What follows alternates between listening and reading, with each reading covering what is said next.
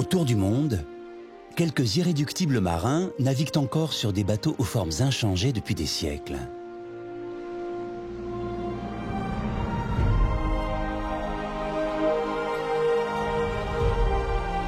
En Nouvelle-Calédonie, sur l'île des Pins, la famille Doué-Perré est la dernière à construire des pirogues à balancier traditionnels.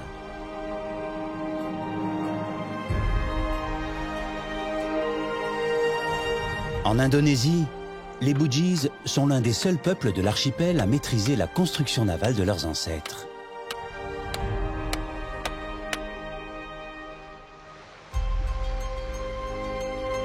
Des marins, des pêcheurs, des charpentiers qui font vivre des bateaux d'hier et d'aujourd'hui.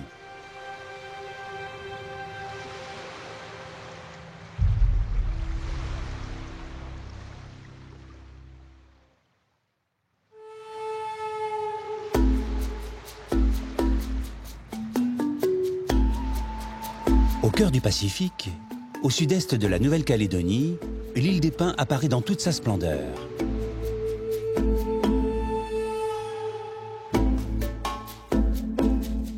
Un confetti d'à peine 150 km² que l'on surnomme l'île la plus proche du paradis.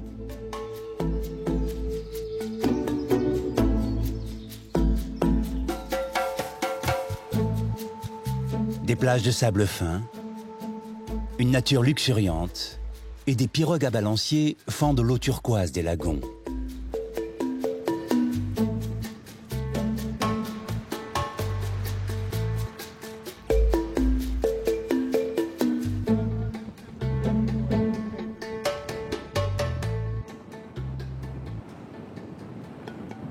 Jean Doué-Perré est né dans l'une des 8 tribus Kanaks de l'île.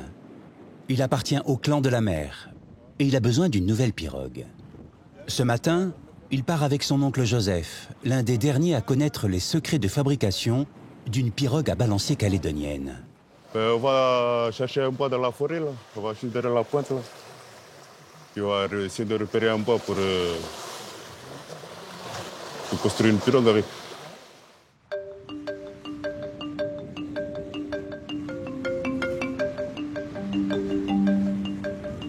Pour construire leurs embarcations, les insulaires prennent depuis toujours ce qu'ils ont sous la main. L'île est couverte d'une espèce de pin endémique, les araucarias, que l'on appelle ici des pins colonnaires. On l'appelle pin colonnaire parce qu'il monte comme une colonne. Il cherche le soleil, c'est pour ça qu'il monte en l'air. Ça monte jusqu'à 50 mètres, 100 mètres. Les pins colonnaires, là, ils sortent, ils dépassent la forêt, la petite forêt. C'est à la vue de ces arbres dressés vers le ciel que le capitaine Cook, célèbre explorateur anglais du XVIIIe siècle, baptisa ce petit bout de terre l'île des Pins.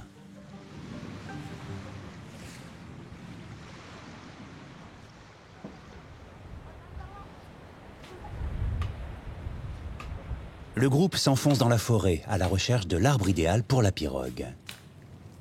On est juste en repérage là, mais c'est Jean qui va dire si l'arbre me plaît, je vais lui dire que le diamètre est bon ou il mesure tant de mètres à 22 comme ça. Maintenant, s'il choisit son arbre, je vais dire après si c'est bon.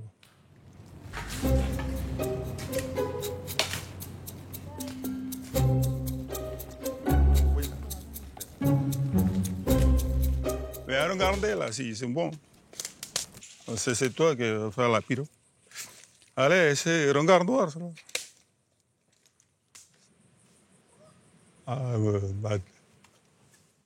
Mais là, j'attends de regarder l'arbre, de regarder la grosseur, s'il est étroit ou il est un peu tordu. Et si ça me convient, ben je le prends. Là, je préfère faire avec la pin colonnaire comme c'est plus facile, puis on travaille vite ce bois-là. Elle est tendre comme bois.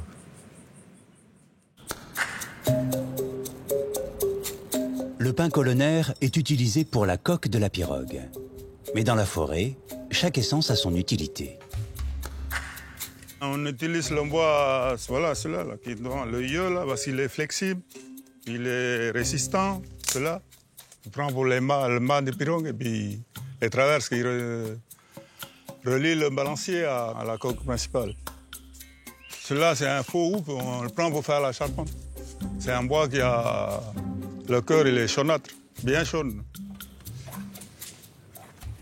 Jean aperçoit enfin un pain qui lui plaît. Voilà, je pense que celui-là est bon. Le matériel, c'est le bois. La grosseur, ça te va? Oui. Pas trop gros, pas trop petit, c'est juste.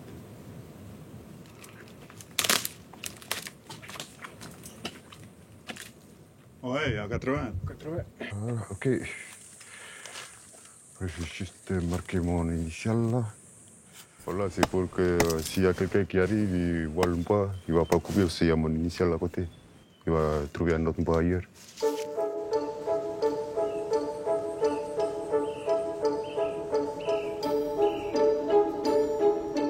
Mais avant d'abattre son arbre, Jean doit faire la coutume. Offrir un cadeau pour avoir l'autorisation de couper le pin qui se trouve sur les terres d'une autre tribu. Pour les 8 tribus de l'île des Pins, la tradition de la coutume est immuable. C'est obligatoire. C'est demander l'autorisation aux vieux, puis qu'ils nous donnent l'autorisation d'aller dans la forêt, parce que la forêt, c'est pas permis à tout le monde d'aller comme on veut dans la forêt. Il faut respecter aussi la nature. Aujourd'hui, le présent est symbolique. Un paquet de tabac, un billet et un bout de tissu. Au temps des vieux, ils utilisaient les écorces de bois, c'était du tapenade tressé ou des trucs comme ça.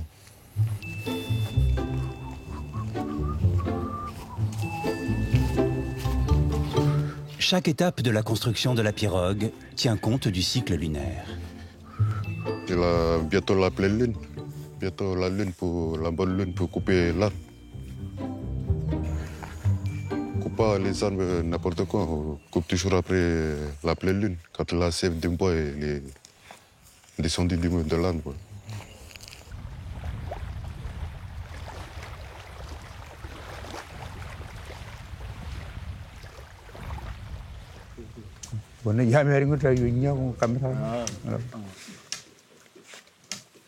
La coutume, ça donne un avertissement.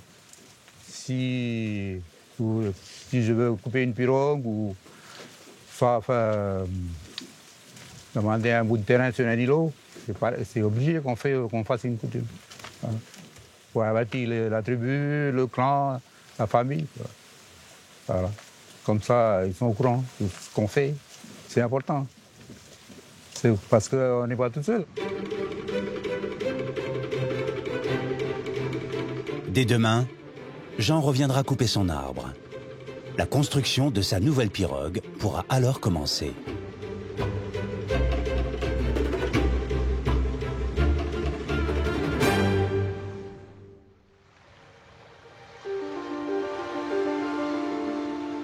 À plus de 6000 km de la Nouvelle-Calédonie, proche de l'Australie, voici l'une des plus grandes îles de l'archipel indonésien, Sulawesi.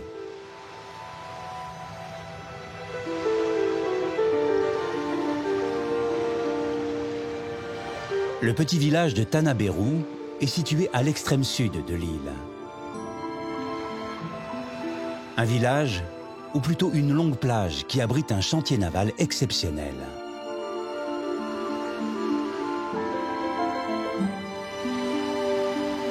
Ici, sur 2 km, s'alignent des coques en construction. Ces grands voiliers, d'inspiration Pinisi, permettaient aux navigateurs indonésiens, dès le 19e siècle, de relier les 17 000 îles de leur immense archipel.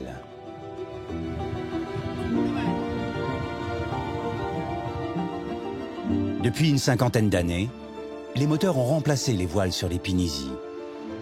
Mais la forme pointue de l'étrave est caractéristique de ces bateaux de tradition.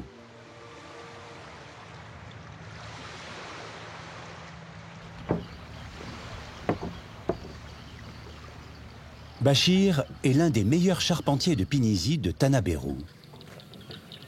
Il a construit la plupart des bateaux de ce petit port. Ici, Nous sommes dans le port de pêche traditionnel de Bagaini. Et le bateau que vous voyez là-bas, le bleu et blanc, c'est ma dernière construction. Il est flambant neuf. Allez, on va partir. Eh, mais tu vas où, là? Tu vas où? Non, on va juste tester le bateau et on revient. Ce matin, il vient inspecter son dernier-né.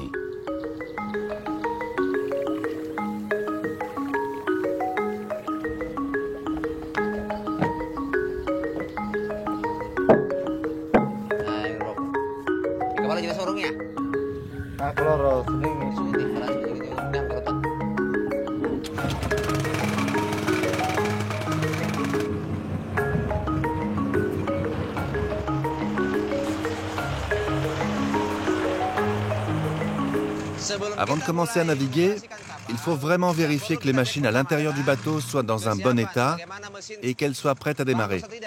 Dans le bateau, nous avons 2 moteurs. Le moteur de pilotage et celui du filet de remorquage. C'est important de vérifier que tous les 2 soient bien opérationnels.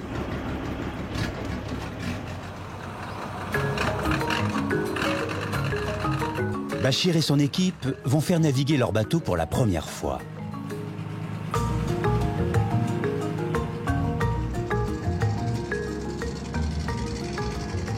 J'ai l'impression que ça va, le moteur du bas. Il y a moins de secousses que la dernière fois. Oui, c'est vrai.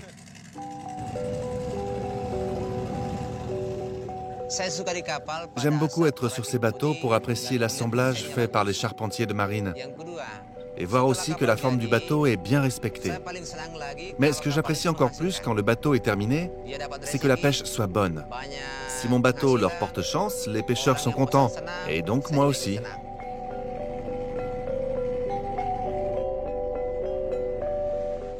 Toutes les bases du métier, je les ai apprises de mes parents. C'est un enseignement qui se transmet de génération en génération. Je peux vous le dire, je mets tout mon cœur dans mes bateaux. J'y suis très attaché. Dès que je me réveille, ma première pensée sera toujours de me demander comment vont mes bateaux. Je suis vraiment heureux quand je vois que mes bateaux sont de bonne qualité.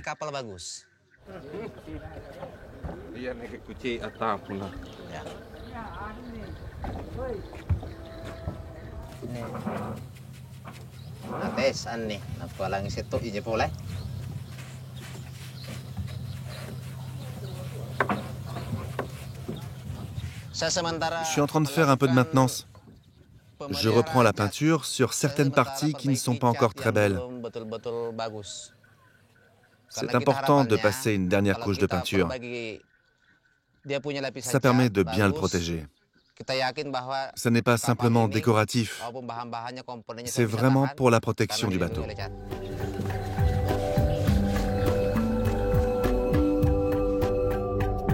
Bachir n'a plus que quelques heures pour achever son ouvrage. Il va entamer dans la foulée la construction d'un nouveau Pinisi.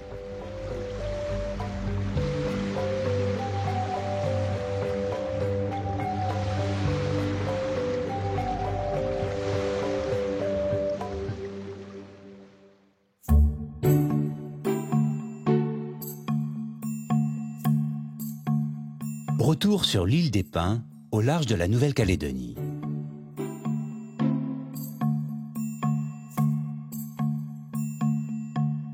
Près du village de Vao, au sud de l'île, voici la petite baie de Saint-Joseph.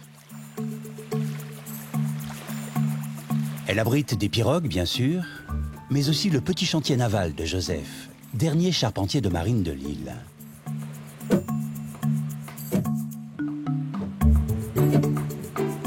Un chantier aux aires de vacances, à même la plage. Une semaine après le repérage dans la forêt, le pain colonnaire de Jean est déjà entre les mains expertes de Joseph. Première étape de la construction, l'évidage du tronc. Il faut que vous mettez un peu les 2 mains comme ça, là, pour avoir l'épaisseur du bois. Normalement, il faut mettre 2-3 cm sur les côtés. Et au fond, il faut mettre une dizaine de centimètres.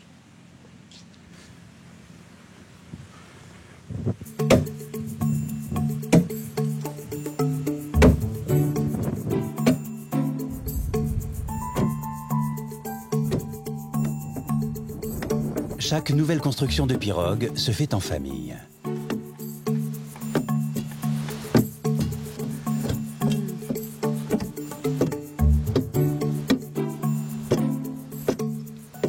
À chaque fois, quand on passe devant un vieux, quand il travaille, on ne peut pas passer et puis passer tout droit. On va pas respirer, on doit s'arrêter et puis lui demander s'il n'a pas besoin d'un coup de main ou s'il a besoin de quelque chose pour avancer son travail. Comme on avait commenté la pirogue, ben voilà, c'est de travailler avec lui. En même temps, apprendre. Depuis 50 ans, Joseph construit des pirogues selon les mêmes techniques ancestrales. Au fil du temps, la ponceuse a pourtant remplacé le rabot et le charpentier a apporté sa touche de modernité.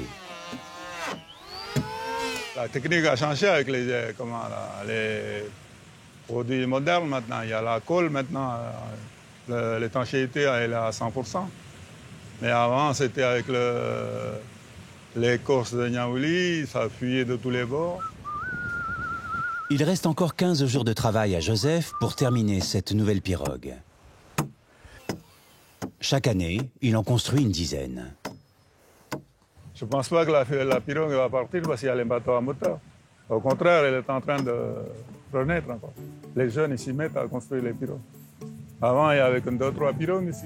Et maintenant, il y a une dizaine, une quinzaine.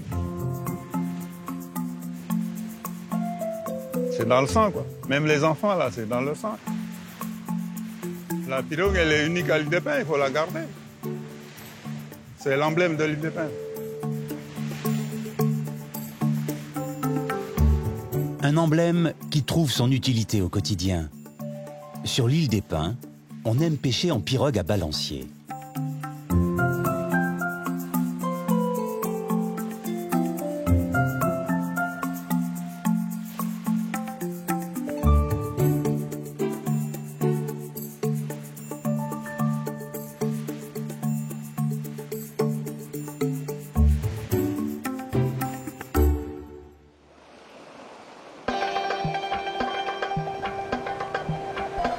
Retour à Tanah Berru, au nord-ouest de l'Indonésie. Héritier d'une longue et forte tradition maritime, la moitié des habitants travaillent dans la construction navale.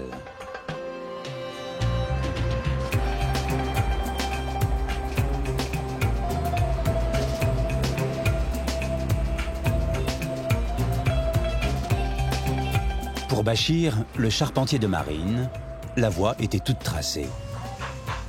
Allez, bonne journée. Travaille bien à l'école. Comme tous les matins, il se rend sur son lieu de travail, le chantier naval. Sous ce fouillis apparent et ses échafaudages de fortune, tout est parfaitement organisé. Le savoir-faire des Bugis est réputé dans toute l'Indonésie. Une 50aine d'embarcations sort du chantier chaque année. Abdul, tu peux m'aider à installer cette cale?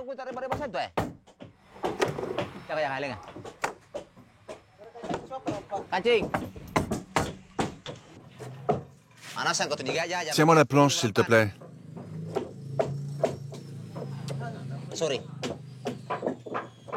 Merci.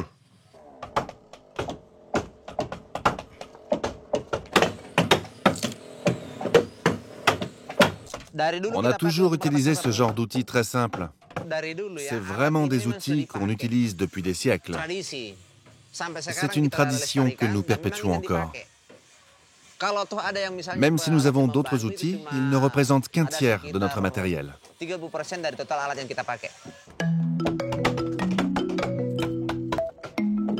Depuis toujours, les charpentiers de Tanah Berru construisent leurs bateaux sans plan ni gabarit. Tout se jauge à l'œil.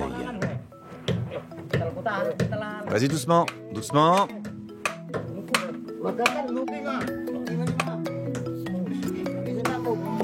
Il n'y a pas de vis non plus, ni de boulons, ni de clous.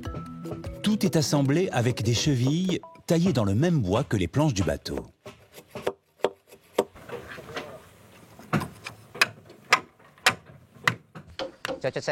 Ce savoir-faire est un vrai patrimoine propre à notre région. C'est vraiment un héritage qui nous vient de nos ancêtres. Où que vous alliez en Indonésie, si vous voyez des bateaux comme cela, la technique de fabrication vient forcément de chez nous.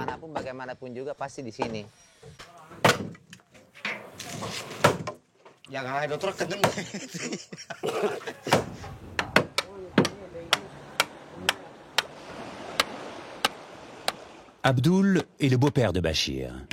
Il est le plus expérimenté des artisans du chantier. En 40 ans, il a participé à la construction d'une centaine de pinisi. Ça fait 3 semaines qu'on travaille sur ce bateau. Et il nous faudra encore 3 mois pour le terminer. Ce savoir-faire nous a été transmis par notre arrière-arrière-grand-père. Ça se transmet de père en fils.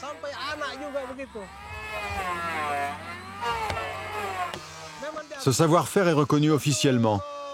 Il y a quelques années, je travaillais sur un autre chantier à Java, une autre île de l'archipel. L'ancien Premier ministre Pak Habibie était venu nous voir pour nous féliciter. Il a même plaisanté en disant « Vous pourriez pas me faire des avions aussi ?»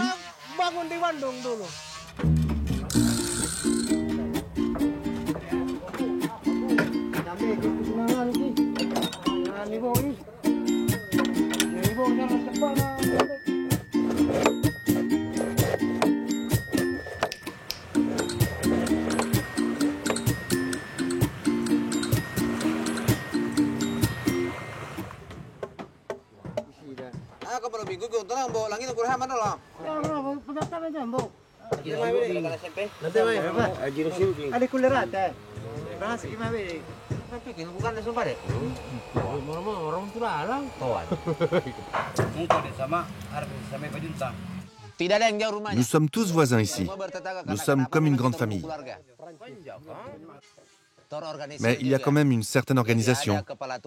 En dehors du chef de chantier, chacun a sa spécialité.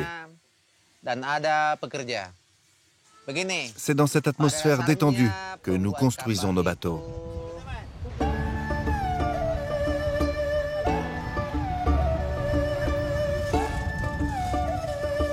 Le soir même, toute l'équipe de Bachir se retrouve autour d'un bateau de 21 mètres qu'elle vient d'achever. Les hommes placent l'embarcation sur des rondins pour pouvoir la glisser facilement jusqu'à l'eau le jour du lancement. Une opération délicate.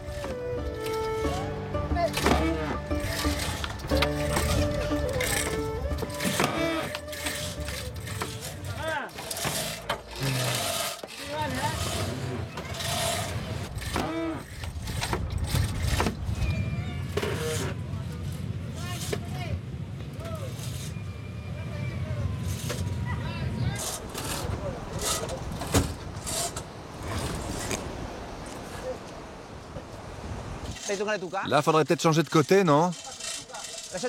Change de côté maintenant. Change de côté. Pour commencer la mise à l'eau, on doit choisir un jour qui convient. Parce que tous les jours ne sont pas forcément adéquats. Surtout pour les bateaux de pêche. C'est pour nous laisser un maximum de chances d'attraper des poissons.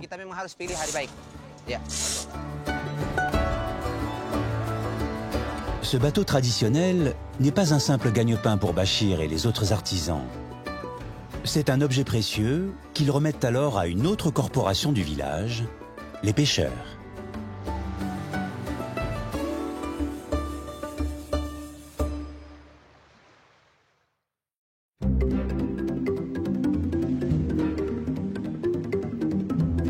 Petit matin sur la baie d'Upi, une des plus belles de l'île des Pins. Cette petite mer intérieure est parsemée de rochers coralliens comme posés à la surface de l'eau.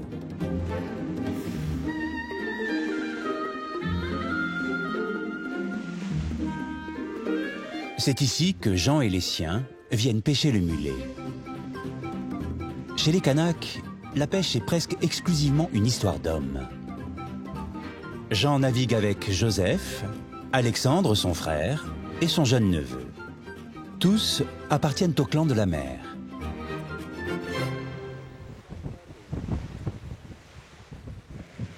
Ça avantage la pirogue parce qu'elle est stable, on ne peut pas tomber à l'eau.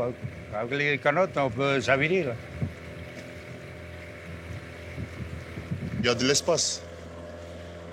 Tandis qu'un bateau moteur, c'est tout renfermé. À chaque fois, il faut lever le filet pour jeter par-dessus bord. Alors que là, on fait défiler le filet. On fait tout sans trop se forcer, quoi. Pour ces pêcheurs au regard aiguisé, il faut d'abord repérer le banc de poissons.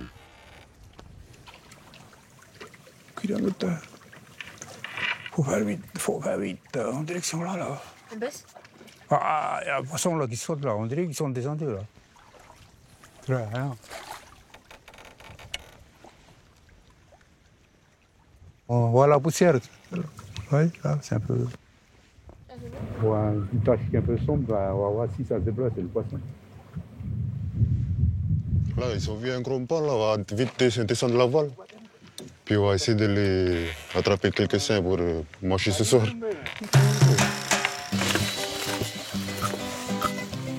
Une fois le banc de poissons repéré, il faut agir vite.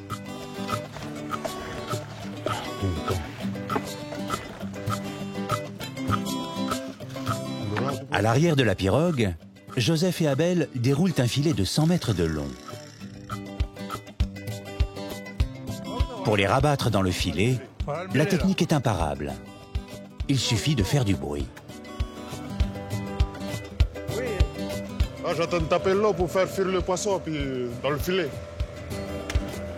Tire le bouchon là. On va vers le mât là, ouais. C'est notre culture, c'est la tradition quoi. Puis il faut que ça se perpétue. Il faut que ça vive en fait. Ce que j'apprécie ici à l'île des Pins, c'est des moments avec la famille, des moments de partage. Avec deux carongs. Alors Julien. Alors c'est comment? Alors.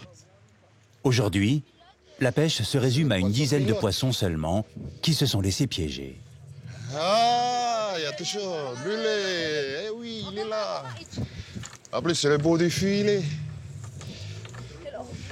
D'abord, on pêche pour la famille. S'il y a un peu de trop, on essaie de revendre un peu dans les hôtels, dans les gîtes ou au magasin.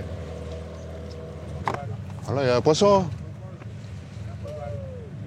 Il n'y a que ça qu'on fait ici dans notre tribu. Enfin, dans le clan, nous, on est des pêcheurs. On pratique la pêche presque tout le temps, quoi. Ça, c'est le bar.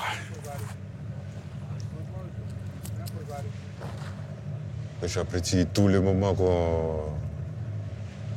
quand on est en pirogue, on s'échange sur les pirogues. Les vieux ils donnent des connaissances que voilà, nous, on gagne bien au fond de nous pour que plus tard, quand ils seront plus là, on essaie de faire la suite, quoi.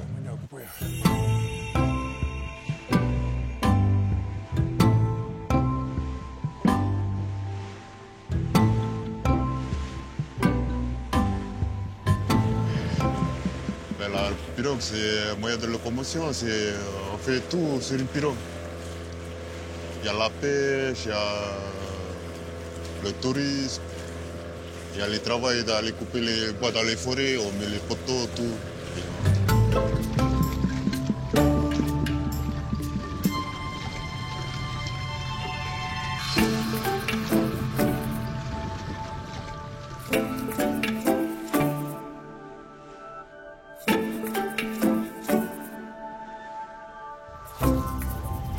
En fin de journée, la famille a pour habitude de s'arrêter sur une petite plage pour bivouaquer.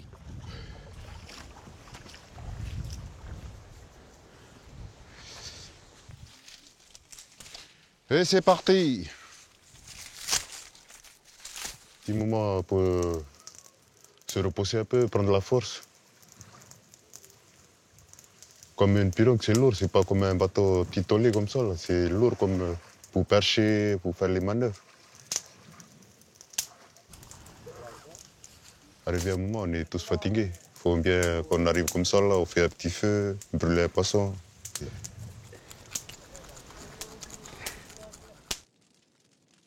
Je suis attaché à l'île. J'ai grandi, j'ai travaillé tout le temps ici. Pris l'habitude, quoi. Si vous restez 2 jours à table, vous ennuyez. Il vaut mieux aller en mer, puis faire un coup de pêche, puis revenir. J'ai 70 ans. Ouais, peut-être c'est la dernière année. C'est le dernier coup de pêche.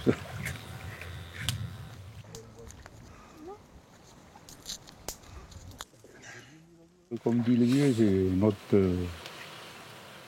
on ne fait pas l'agriculture, mais on pêche, c'est notre champ. Notre champ, c'est la mer. Vous voyez? Il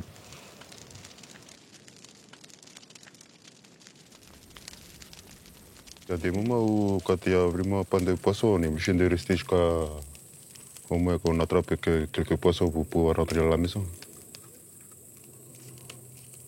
Si on rentre brindouille à la maison, ben, tous les vieux de la maison ils vont se moquer de nous parce qu'on est rentré brindouille, quoi. Faut toujours rentrer avec un truc à la maison, un poisson ou un crabe ou un truc pour manger le soir. C'est un moment qu'on apprécie beaucoup. Le feu, discuter un peu au feu, manger le poisson. La pêche en pirogue, le bivouac au bord de l'eau, prendre son temps. C'est un art de vivre que les Kanaks de l'île des Pins ne sont pas prêts d'abandonner.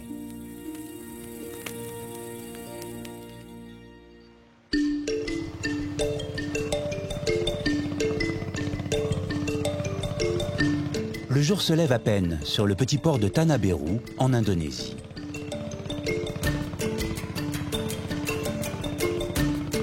C'est le Erlang qui le premier prend la mer. Un bateau de 25 mètres de long qui a bien sûr été construit par Bachir.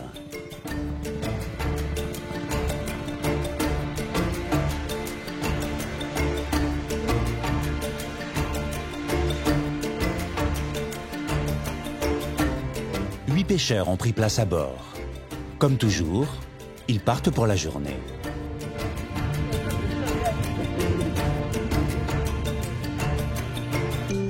Waryudi fait partie des anciens. Son poste est essentiel.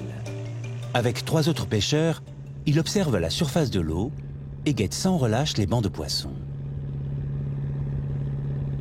Comme tous les Pinisi, ce bateau possède un petit mât qui sert de vigie.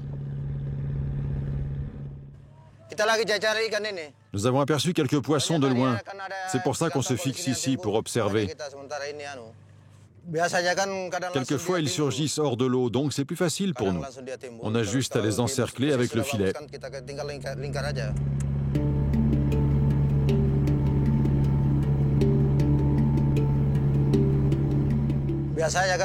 Ici, dans cette mer, on attrape principalement du merlan, de la bonite et des anchois.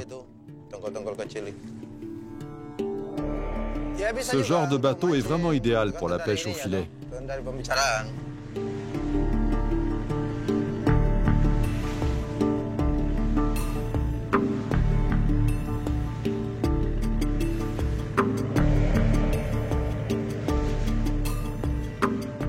Là-bas, un banc de poissons.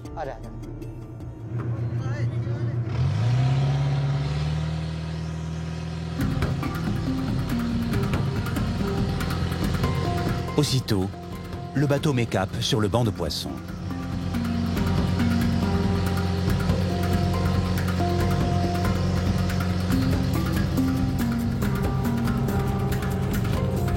Arrivés sur place, les pêcheurs déroulent un immense filet de 500 mètres de long et de 40 mètres de profondeur.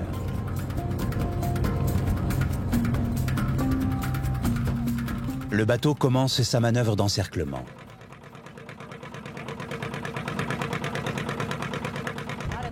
On a aperçu des poissons dans cette zone et on s'est dépêché pour arriver. On espère vraiment qu'ils se sont accrochés au filet. Chaque lâcher de filet est incertain. Parfois, les efforts ne paient pas. Dépêche-toi un peu. Allez, un peu de nerf. Allez, vas-y.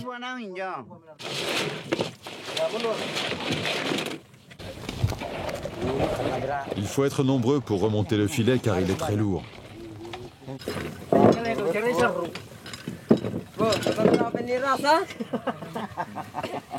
La première tentative est un échec. Ils sont arrivés trop tard. Pas un seul poisson ne s'est pris dans le filet.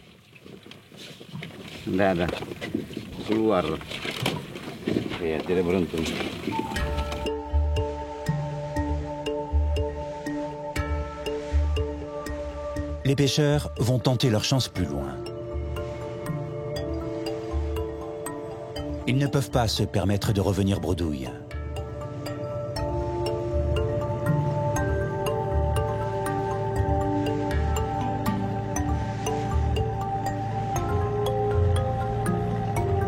Salamoun est le capitaine du bateau.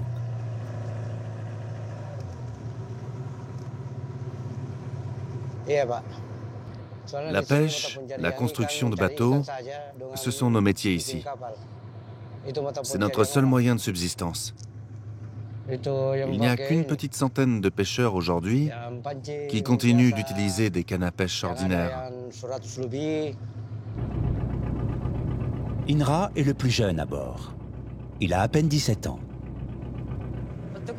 Quand j'étais petit, je partais déjà en mer avec mon père. C'est comme ça que j'ai tout appris.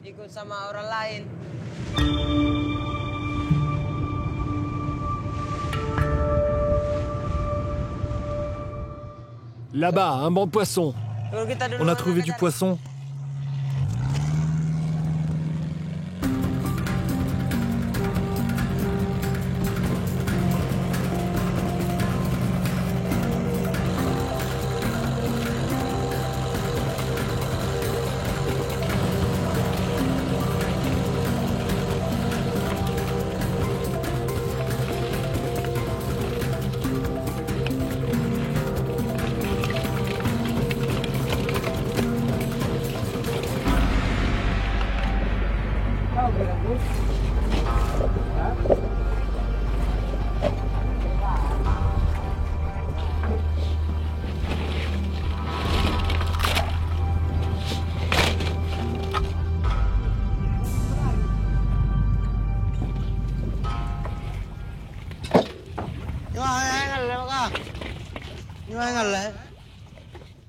Après 3 heures d'efforts intenses, les pêcheurs remontent enfin quelques poissons dans leur filet.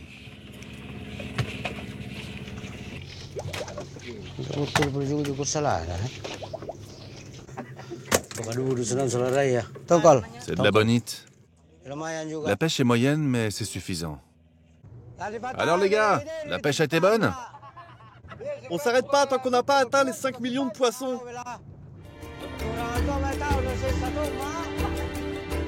Alors que l'autre équipage persévère, Salamoun, le capitaine, décide de rentrer au port de Tanaberu. Ils vont réserver ces quelques poissons à leur famille, en espérant que la journée du lendemain sera meilleure. J'espère qu'on arrivera à transmettre à nos enfants notre façon de pêcher le poisson, de lancer le filet de pêche, et puis tout simplement de réussir à vivre de ce métier.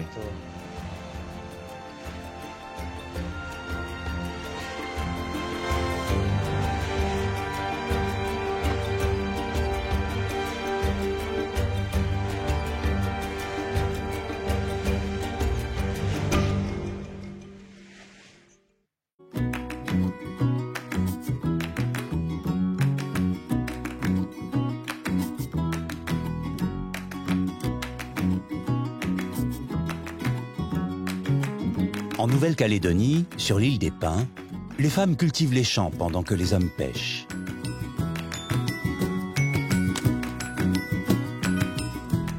Ils sont tout le temps au champ, les femmes.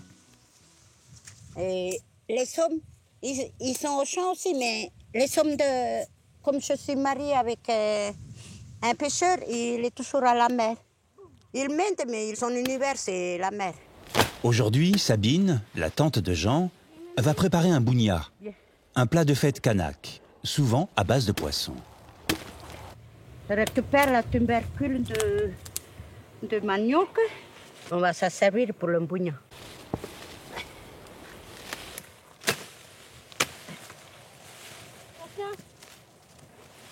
Sabine est venue chercher l'igname, l'ingrédient essentiel à la préparation du plat traditionnel kanak. Voilà l'igname mère qu'on a planté. L'igname, c'est notre culture. Sans l'igname, on n'est pas un Kanak.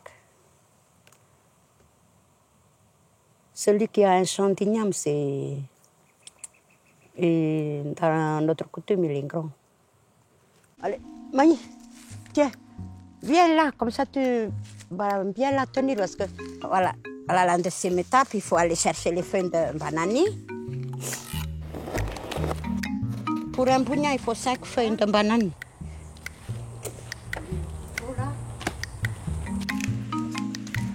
Voilà les signames, la citrouille, le manioc et une banane. Voilà. Pour un pugnat, il faut 5 cocos. C'est hyper important. Pour que votre pugnat soit réussi, il faut 5 cocos. Je suis en train d'éplucher les signames. Les bananes.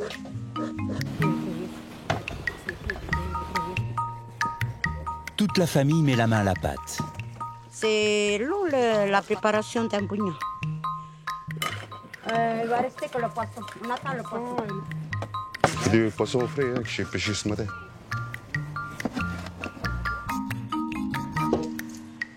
Voilà, on va presser maintenant le coco. On presse direct dedans. Il faut que le bouillon soit bien... de coco. Voilà. Bien noyer tout ça dans le lait de coco. On va refermer le bouillon. Voilà. Feuille par feuille. Oui, feuille par feuille. Et voilà lui. Ok, allez, on va poser ça à côté du four. Dans le four, oui. Allez, venez. Tout le monde, venez. Parce qu'il faut sucrer le coconnier. Tu peux l'intéposer là? Là, ça va côté les feuilles, là. Oui. Dernière étape de la préparation du bougnat, la cuisson. Mais ça, c'est le four Kanak. Il faut chauffer en blanc les cailloux. Après, on recouvre de feuilles et on va les recouvrir de terre après. Et c'est parti pour 2 heures de cuisson sous la terre. Venez les garçons, on va déterrer le bouillon.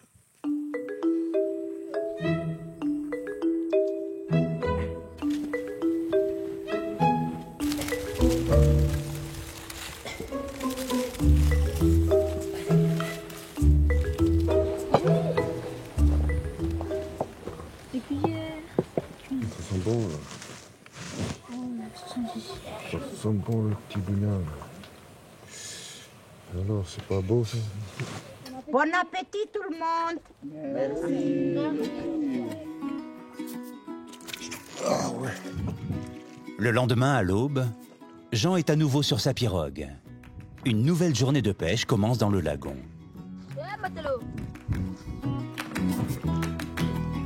Ok.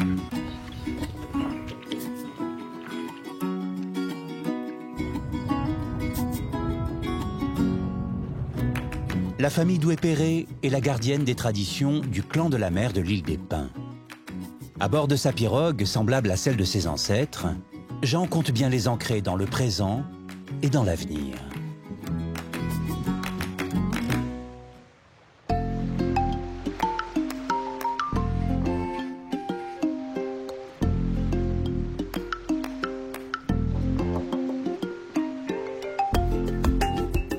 À Tanah Berru, en Indonésie, une fête se prépare.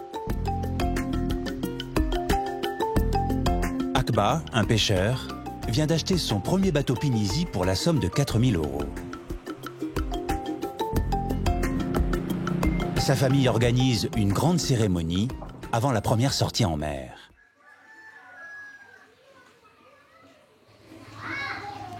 Toutes les femmes sont à pied d'œuvre pour préparer les festivités.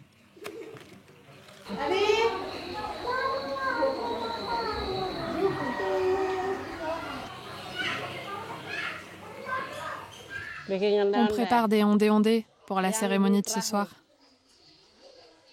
Ce sont des boules de farine de riz gluant avec un morceau de caramel à l'intérieur et de la noix de coco autour.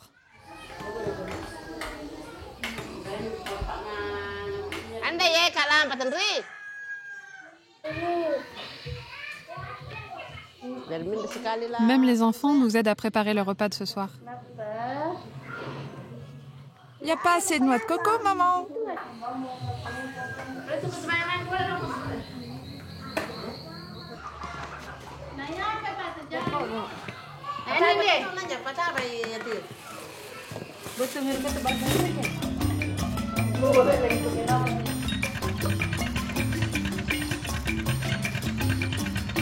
Pour la première fois, la femme du propriétaire et ses cousines sont autorisées à monter sur le nouveau bateau.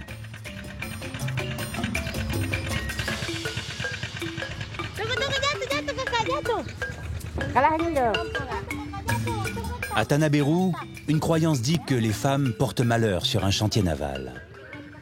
Mais elles sont les bienvenues une fois le bateau à l'eau.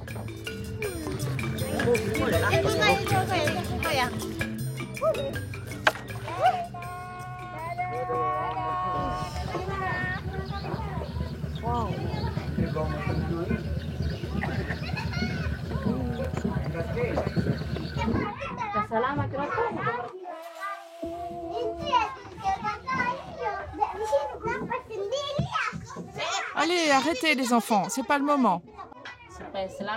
On fait cette cérémonie pour que tout se passe bien en mer, et aussi pour les employés.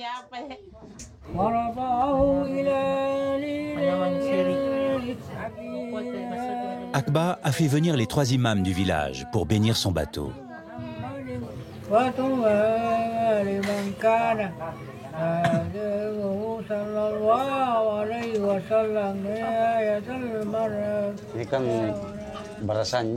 Ce bateau est tout nouveau. C'est comme un nouvel habitant qu'on présente à tout le monde. C'est un peu des présentations officielles qu'on fait à l'ensemble du village.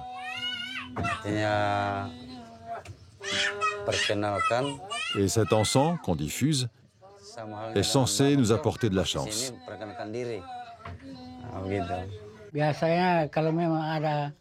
C'est important de bénir les bateaux. Mais c'est valable également pour l'inauguration d'une maison ou la fin des récoltes de riz ou de maïs, par exemple. Je suis fier d'avoir un bateau comme ça. Et je remercie Allah pour ce bonheur.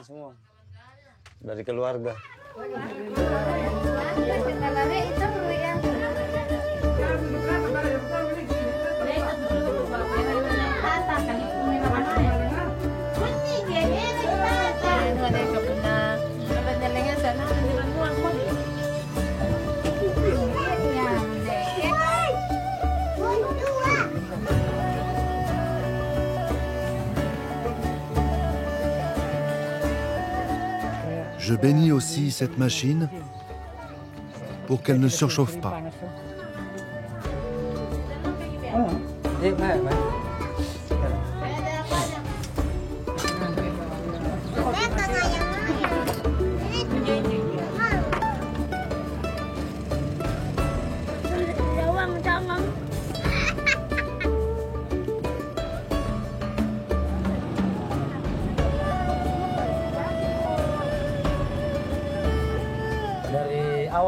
C'est vraiment important de perpétuer ces cérémonies, parce que ça nous vient de nos ancêtres. Mais ce qui est encore plus important, c'est de perpétuer la tradition des chantiers navals de Tanaberu.